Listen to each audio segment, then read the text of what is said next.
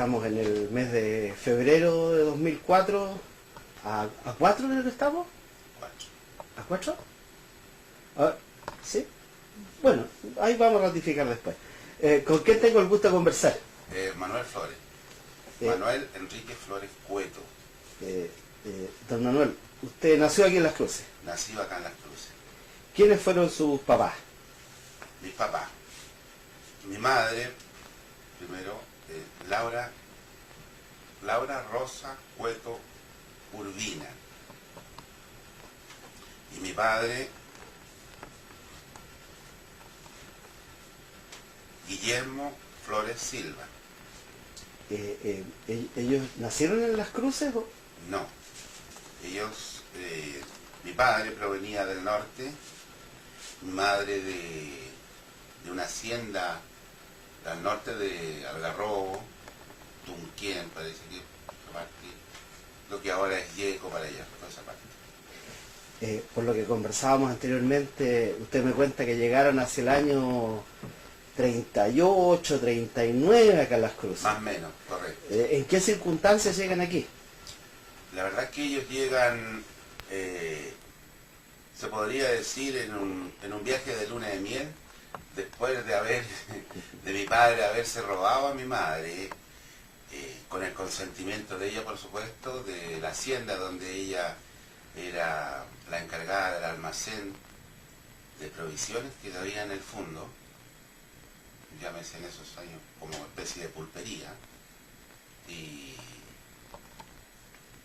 por supuesto se enamoraron y ella, seguramente anhelando independizarse también, aceptó las propuestas de mi padre y huyeron juntos del fondo hacia la parte del mar, hacia la parte de los roqueríos, y con el desacuerdo de todos los hermanos y la familia, que salieron en busca de ellos montados en sus caballos y carabina en mano, disparando a la sombra que se viera por ahí, tratando de ubicarlo. Y por suerte no les pasó nada y llegaron al final acá a Las Cruces. Se contactaron con don Francisco Aravena, que era el dueño de esta parcela que en este momento yo tengo mi casa, es una sucesión todo esto. Y el hecho de mi padre ser buzo de la zona, conocía a mucha gente, entonces lo aceptó y le cedieron un pedazo de terreno para que construyera una rancha, se puede decir, que era en esos años un par de piezas de tabique, de barro. Cuénteme cómo era esa construcción, que yo no conocía. Esa construcción, la verdad es que se separan los postes correspondientes a las esquinas y se teje una alambrada alrededor, una alambrada como un cerco de esos postes que marca cada muralla, y a eso se le meten ramas de arbustos. Normalmente el arbusto que más había en la zona en esa época era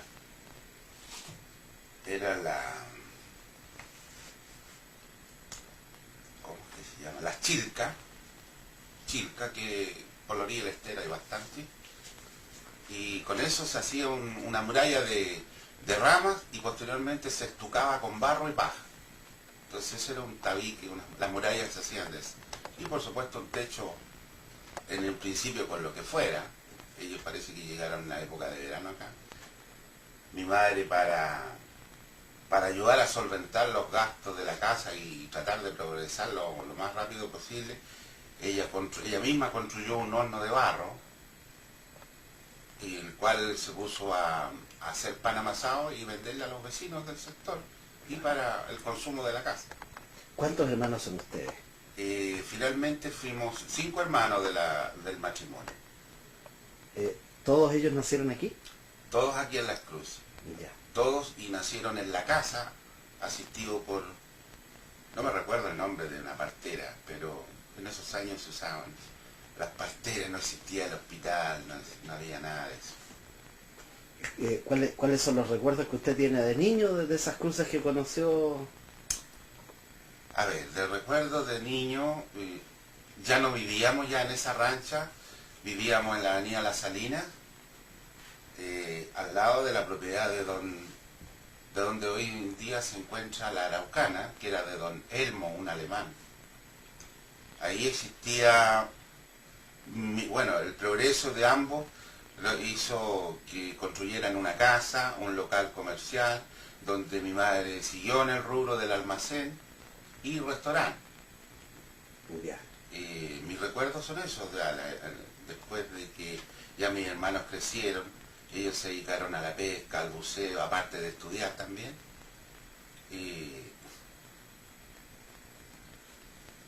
Ese restaurante, ese almacén, el infaltable horno de barro donde se hacían el pan amasado, las empanadas, se vendían los mariscos, los pescados que mi padre lograba sacar del mar, porque como buzo era un verdadero pez en el agua.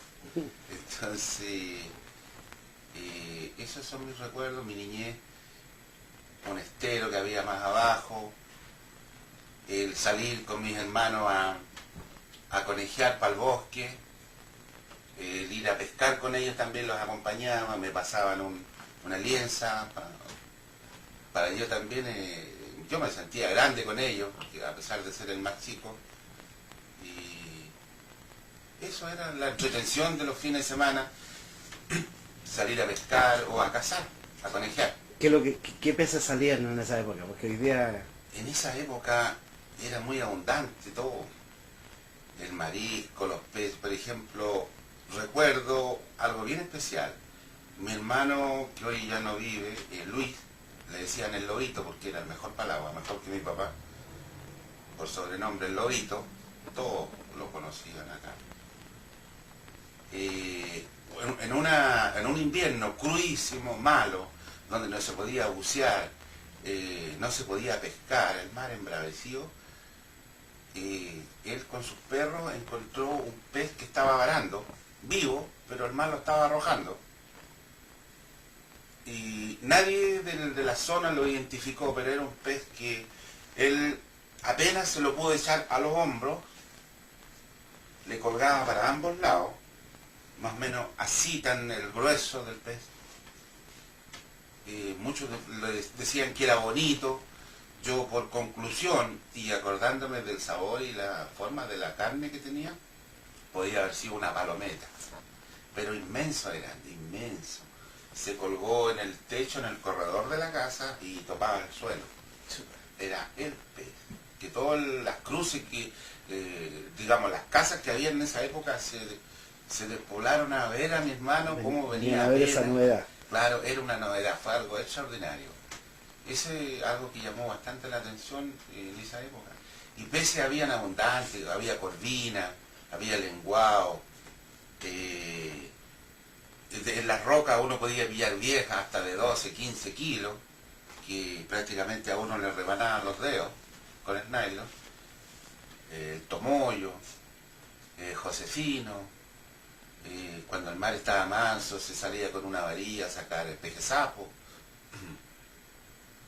Y tan así que era tan la abundancia de que usaban de carná borrachilla, que era un pescadito así chico, y eso lo pillaban a mano, porque había cantidad en la orilla de la roca, las pozas se quedaban, se pillaban con un alambrito así, se ensartaban como una especie de arpón. ¿Los toritos? No, borrachilla, los toritos eran otros. Ah, ¿cuál era la borrachilla? La borrachilla es un pez verde, que tiene los dientes así, bien así chatitos, pero verde entero y liso, sin escamas. Que hoy está extinguida, prácticamente no se ve. No la conozco. Sí, no la conozco. La borrachilla. Esa es la carne blanquita, transparente, y la usábamos de carnar. Hasta hace poco habían y la usaba también. Yo cuando lograba ver alguna la pillaba y la usaba. El papá llegó aquí a trabajar como buzo. Como buzo, sí, como buzo. Y se integró a una comunidad de otros buzos que había. Claro, él logró hacer amistad. Bueno, él ya tenía sus amistades por acá y buzos de la zona, de diferentes partes, que al final se agruparon y eran como 6 o 7 que se vinieron a vivir aquí alrededor de las cruces o dentro de las cruces, entre ellos don Joel, que terminaron siendo compadres, que vivía allá abajo al fondo, donde están los pitiporos, al lado donde están las salinas, ahí vivía. Y ¿Qué otros nombres recuerdas? don Joel fue padrino de mi hermano mayor. Ya. Nombres de, por ejemplo, Codoseo, que era uno de los buzos que también participaba con ellos. Vecinos de la zona, recuerdo, por ejemplo, los Santi, de acá de la esquina, de Bolivia, ahora lo que es Bolivia con la Salina. Los Santi, ahí hay una leyenda aparte sobre los Santi, sobre la mamá de ellos. Y cuéntala. Claro, es que a lo mejor podría ofenderse a algún familiar. De aquí no sale como dicen en la tele. Claro, es que resulta de que la mamá de los Santi, la familia, se hablaba, bueno, todo el mundo sabía de que la señora tenía rituales de brujería. Ya. Entonces, era una señora que, ¿Cómo se llamaba ella? la verdad es que no recuerdo el nombre, pero es doña... Yo chico le decía la vieja Luca. Doña, bueno, ya me voy a acordar. Ya. El asunto es que ella tenía animales, unas vaquillas, y las sacaba a pastorear para abajo, a la orilla del mar, que sí, por cerca, por el estero para allá, y siempre ella andaba con un bastón, unas polleras hasta el suelo y un chalón de lana, de esos como rebosos, y una chupalla que siempre le tapaba los ojos. O sea, nunca esa señora miraba de frente, siempre con la cabeza agacha, siempre así. Y se decía que practicaba la brujería.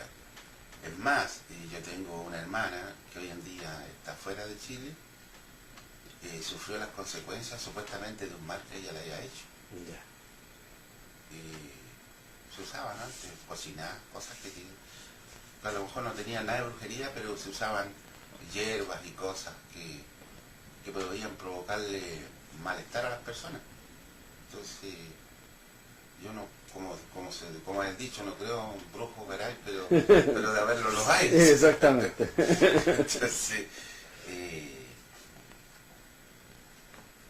doña cuánto, no me puedo acordar el nombre. Bueno, ya me voy a acordar.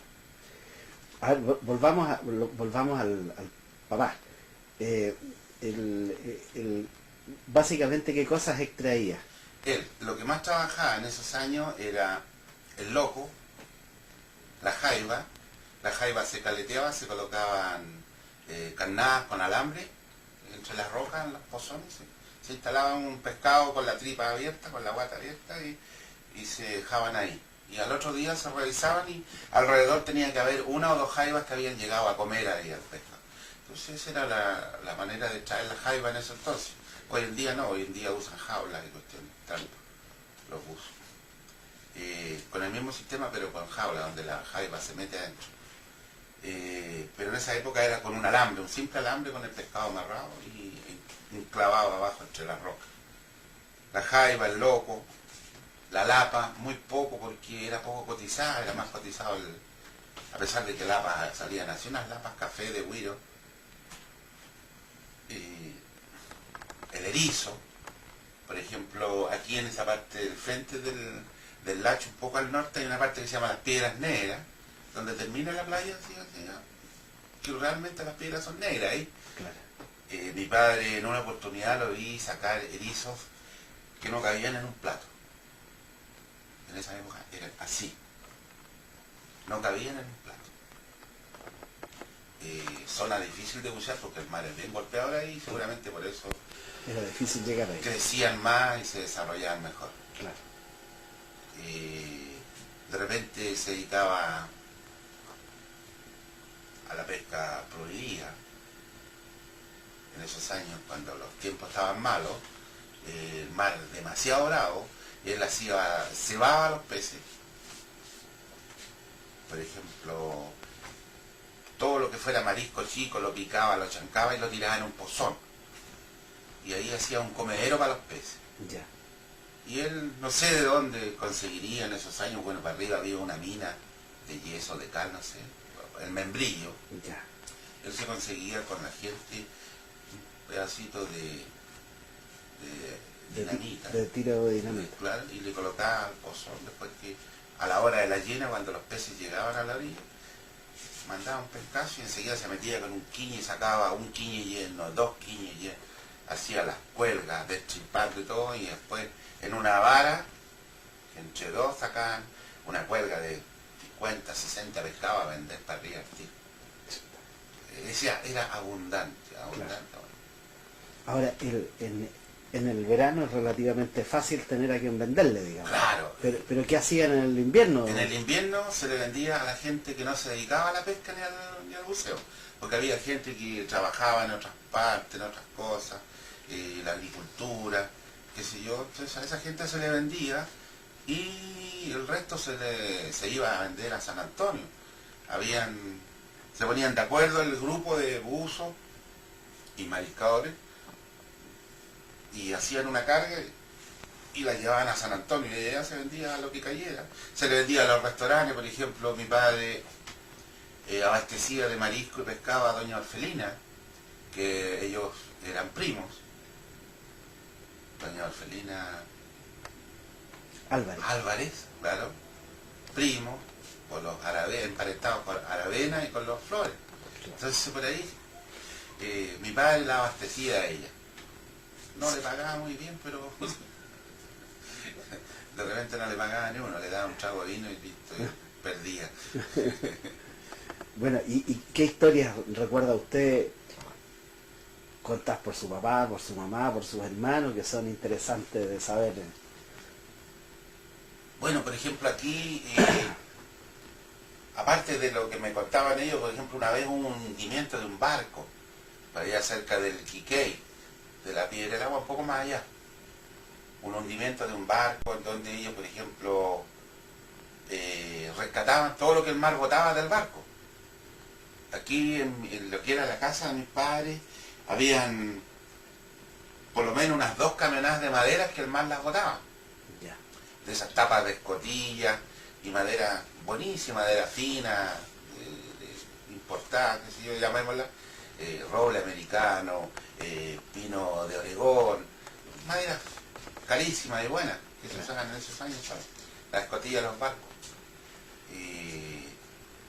E incluso, de acuerdo a lo que me conversaba mi papá, bueno, esto ocurrió después, un hundimiento que hubo aquí frente al Lacho.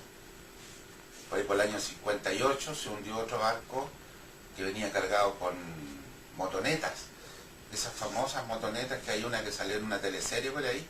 Estúpido Cupido. Eso, Vespa y Lambreta venían.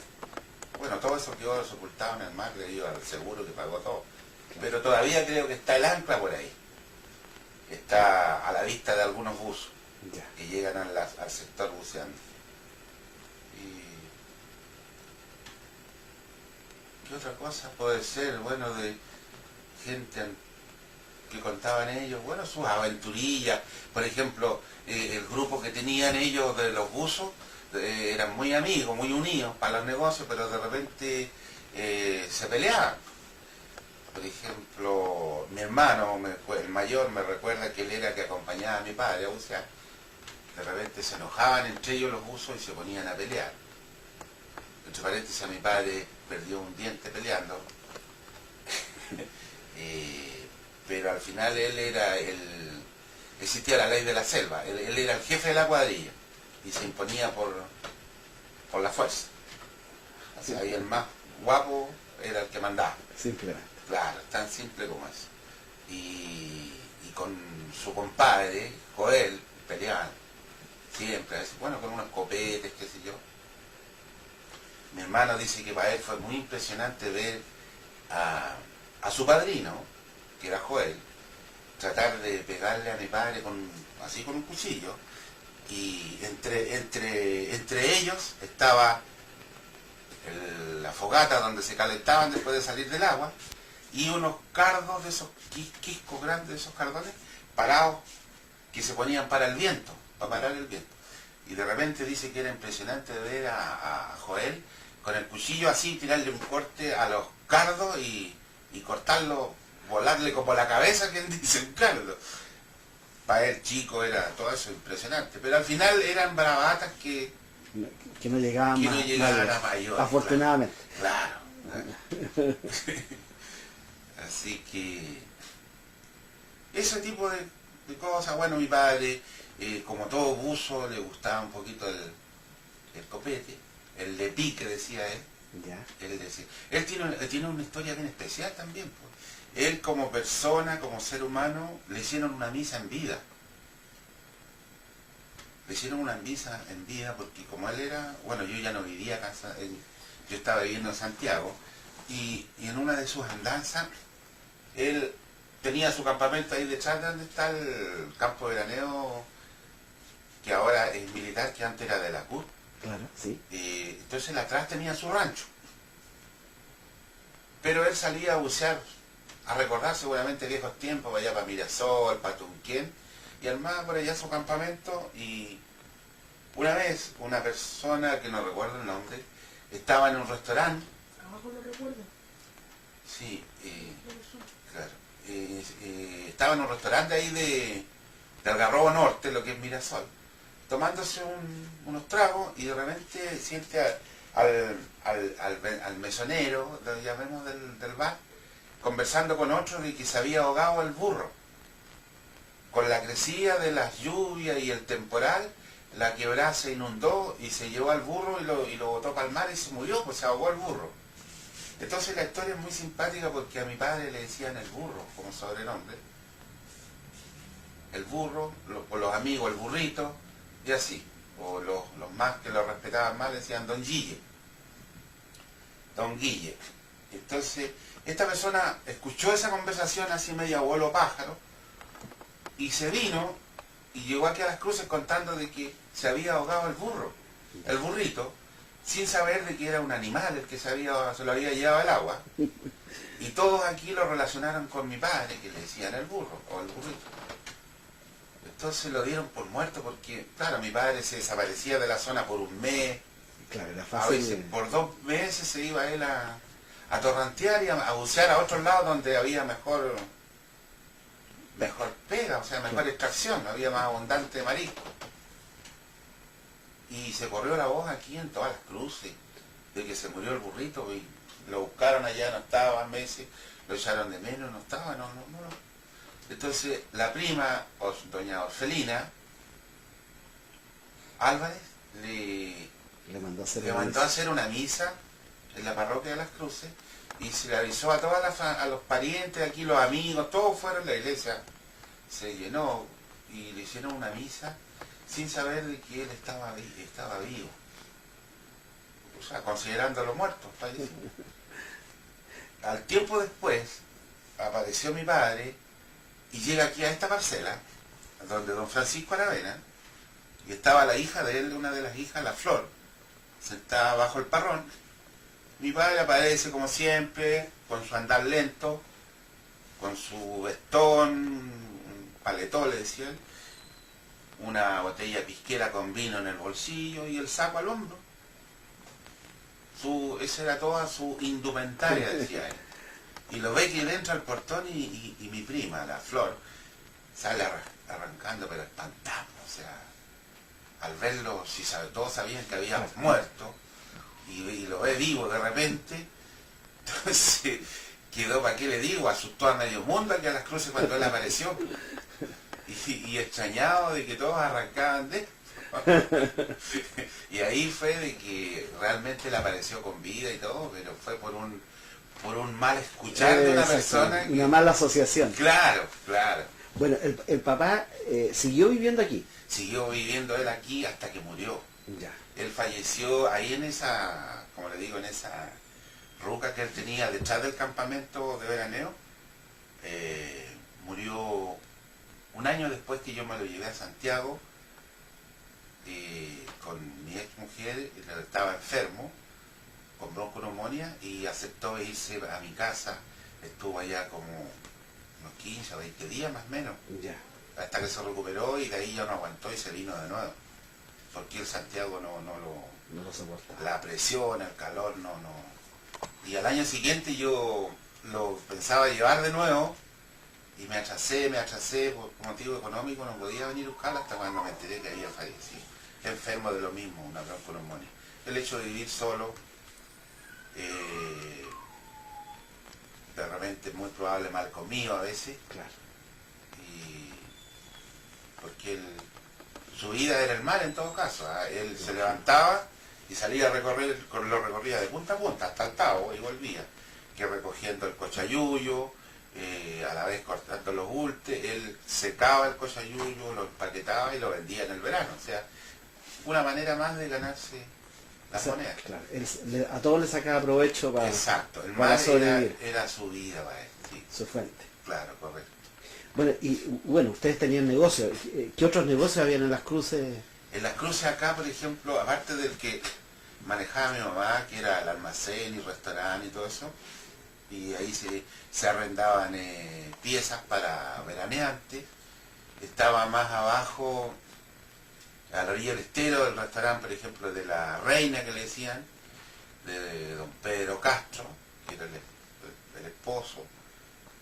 Estaba aquí abajo en el restaurante, que está frente al Álamo.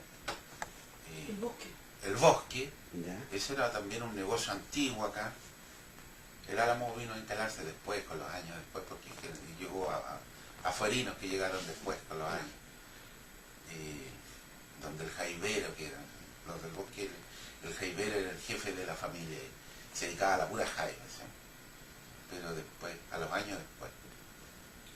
Negocio, estaba por ejemplo, el retén de Las Cruces estaba aquí donde están las monjas, en la vuelta al frente de los Uribe.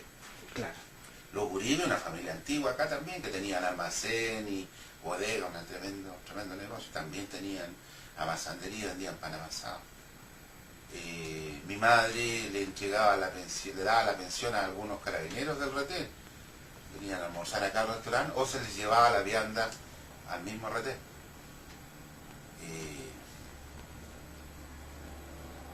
Otra familia antigua, negocio, que yo recuerde, pasaban comerciantes vendiendo a caballo.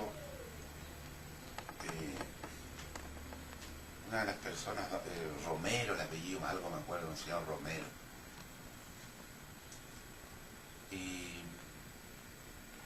de San Antonio venía gente a contratar comida o pichangas acá al negocio de mi madre.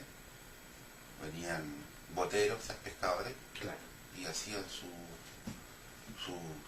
comilonas acá y todo, o sea, más en privado, llámese, lejos de su ambiente, de su casa. Que no los vieran. Claro, venían acompañados, qué sé yo, para pasarlo bien. Y otra cosa. A ver, No vieron la mermelada. Bueno, había un maestro que llegaba a la casa, que alojaba en mi casa, también el que fue el iniciador de las mermeladas Stein, de Mayoco. También él le ayudó a construir la nueva casa que tuvo mi madre, a encilar, qué sé yo, a construir la casa, la parte carpintería. También fue un señor que se vino de su casa y vivió solo, a torrantear para acá, para la costa, también un poco caído al alcohol, al vino. Le gustaba el vino chileno. Este señor era alemán. Tenía... Los recuerdos de él era que hacerle trabajo en la casa, se le pagaba, almorzaba en la casa. Le gustaba mucho a este señor el caldillo de pejesapo. Detalles, sí, me acuerdo, que me llamaban la atención a mí de niño, que por ejemplo en un plato de caldillo de pejesapo se comía 3 ají de 2 mascas cada uno. ¿Sí? Era bravo para el ají, seguramente era para hacerse. bueno, ¿qué es lo que es Las Cruces para usted? Las Cruces para mí es mi niñez. Las Cruces para mí es muy lindo y por eso estoy aquí de nuevo.